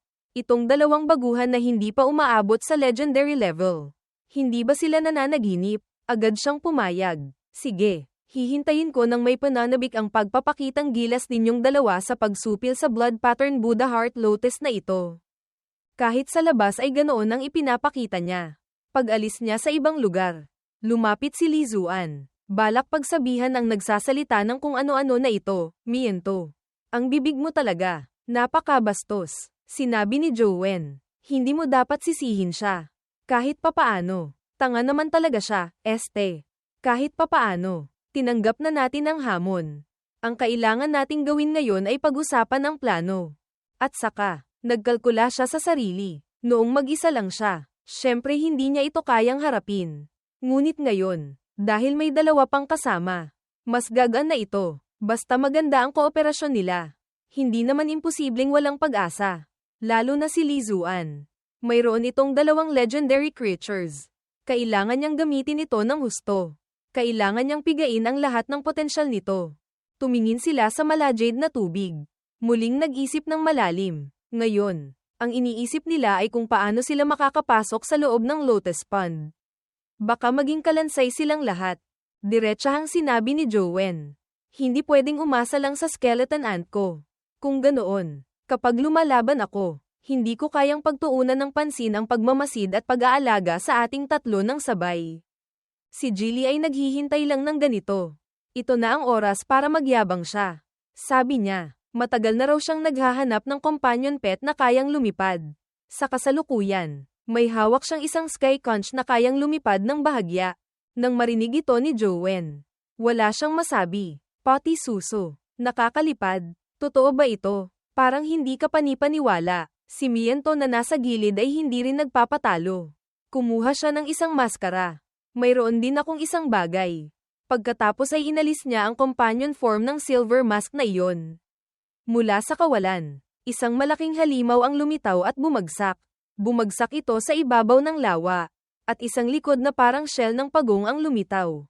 Na nagbigay daan para makatayo sila sa ibabaw nito. Ito rin pala ay isang pet na hindi apektado ng corrosion. Isang tingin lang ni Lizuan. Nakilala niya agad ito. Ito ang dragon scale turtle. Hindi ko inaasahan. Hindi ka rin pala masama. Mayroon ka palang ganito kahirap hanapin na companion pet. Kahit mortal level companion egg lang ito. Sapat na raw iyon. At kaya, ang tatlo ay tumayo sa likod nito. Dahan-daang lumutang palapit sa lugar ng blood pattern Buddha Heart Lotus. Ang binatang singkit, Miento, ay tinapak ang dibdib niya. Nangako, Kuya Zuan at Kuya Wen. Huwag kayong mag-alala sa pakikipaglaban. Ako ang magkukumand sa Dragon Scale Turtle para suportahan kayo. Mukhang maayos na ang unang hakbang. Ngayon na ang oras para sa laban. Agad ipinatawag ni Joanne at Lizuan ang kani-kanilang mga companion pets. Ang mayabang na skeleton ant ay agad lumitaw ng may pagmamalaki. Walang pag-aalinlangan. Tumalon si Joanne sa likod nito. Sa kabilang banda, si Lizuan ay hindi rin nagpahuli. Nagsimula siyang mag-transform bilang isang naka-armor na war god. Ang mga usiserong nanunood ay muling napanganga sa gulat. Ito ba yung ikatlong Jilly na kilalang playboy? Hindi ba't sobrang astig niya? Hindi ko inaasahan. Mayroon din pala siyang legendary level companion pet. Sa gilid, si Jiang Lai, este. Si Jiang Lai nga. Isang mukha ng galit at inggit. Naisip niya, kung mayroon lang akong resources tulad ng An family at Lee family. 10 beses pa akong mas magaling kaysa dyan. Talagang ang inggit ay habang buhay na nakakasira. Kabaligtaran ng lalaking galit na namumula na ang mukha. Si Anjing naman ay walang pakialam. Na parang walang anumang bagay ang makakapagpagulat sa kanya. Talagang isang mahinahon at malamig na aura. Tunay na diyosa. Balik sa labanan. Sa mga sandaling ito, si Lizuan ay pauga-uga sa sky conch na bago pa lang niyang nakuha. Mukhang hindi mapagkakatiwalaan. Tiningnan siya ni Joanne at napatanong sa sarili. Kaya ba nito? Lumingon siya at sinabi kay Miento. Ang kakayahan ng sky conch ay hindi gaanong maliksi. Kailangan mong bantayan si Lizuan. Hinding-hindi siya pwedeng mahulog sa tubig. Seryosong sumagot si Miento. Kaya ko po ito. Huwag kayong mag-alala. Ipaubaya niyo na sa akin. Pagkasabi nito, ang dalawa, na may malakas na aura, ay naging dalawang bulalakaw na sumugod sa blood pattern Buddha Heart Lotus. Tiyak na ngayon, kailangan nila itong matalo. Nang maramdaman ang panganib mula sa mga tagalabas na ito, agad itong gumamit ng atake. Hindi mabilang na mga blood blades ang lumabas ng sunod-sunod. Papunta sa dalawa, nakita na lang na kinontra ng skeleton ant ang pigi nito. Pinatigas ang tiyan, diretso at mayabang. Ginamit nito ang katawan na parang hindi masisirang brilyante para salagin lahat ng atake na iyon. Tama nga, ang mga atakeng iyon ay hindi kayang pahirapan ng ating 6 na pack na si Kuya Ant. Si Lizuan na nasa gilid ay may pagkakataong mag-ipon ng lakas. Ibinuhos niya ang lahat ng lakas sa espada. Balak magpakawala ng isang napakalakas na atake. Dumating na ang oras. Isang nagniningning na atake ng espada na parang bulalakaw ang pinakawalan. Nakakasilaw sa mga mata. Agad nagpakawala ng isang sinag ng liwanag ang blood pattern Buddha Heart Lotus para harangin ang atakeng iyon. Ang dalawang atake ay mabilis na nagbanggaan ng malakas sa himpapawid. Ngunit mukhang mas malakas pa rin ang sword chi ni Jilly kaysa sa sinag ng liwanag ng kalaban. Nakita na lang na madali nitong hiniwa ang sinag ng liwanag. Nagpatuloy na may hindi mapipigilang puwersa. Sumugod pa una. Tumama sa katawan ng bulaklak. Nag-iwan ito ng isang malalim na sugat sa katawan nito. Nang maramdaman ang sakit, umungol ito ng galit at nakakatakot. Ngunit bago pa ito makagawa ng reaksyon, agad nagutos si Jowen sa skeleton ant na magpakawala ng hindi mabilang na skeleton spikes mula sa ibaba. Nang maramdaman na hindi madaling kalaban ang kalaban, agad itong gumawa na naman ng kalokohan. Balak nitong ulitin ang dati niyang taktika ang pag-ikot para itaboy lahat ng atakeng paparating. Nang makita ito ni Jowen, naisip niya, ito na naman ang dating eksena. Balak na naman ba akong lokohin nito para atakihin mula sa itaas? Mayabang na sinabi ni Li Zuan. Hindi kailangan. Hawak ang parang legendary na Yishan sword. Sinabi niyang, tapusin na natin ito ng harapan. Sa himpapawid, agad nabuo ang isang higanteng espada na gawa sa sword chi.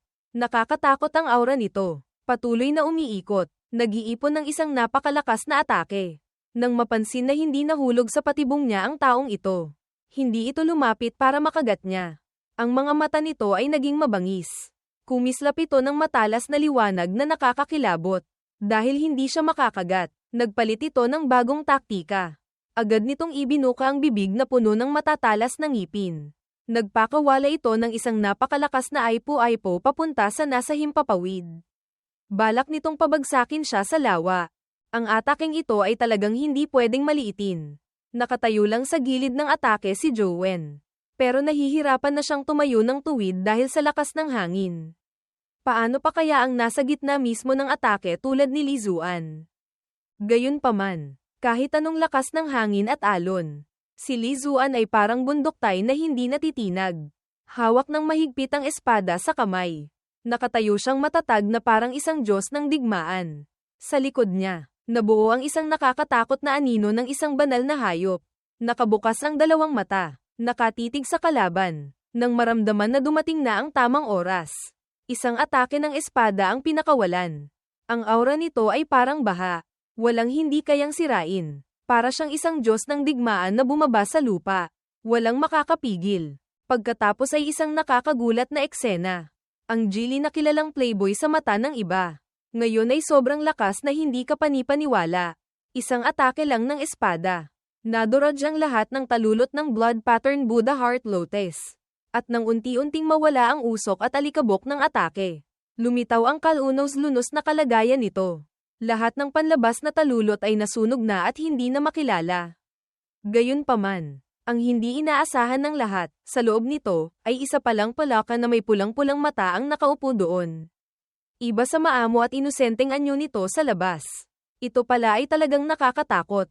Agad itong nagbuga ng makapal na lason na usok na kulay ube papunta sa grupo ni Li Zuan. Matapos gamitin ang ganoong kalakas na atake, bumalik si Li Zuan sa dati niyang anyo. Hindi lang iyon, nahuhulog pa siya. Siyempre, ang lason na usok ay siya ang pupuntiryahin.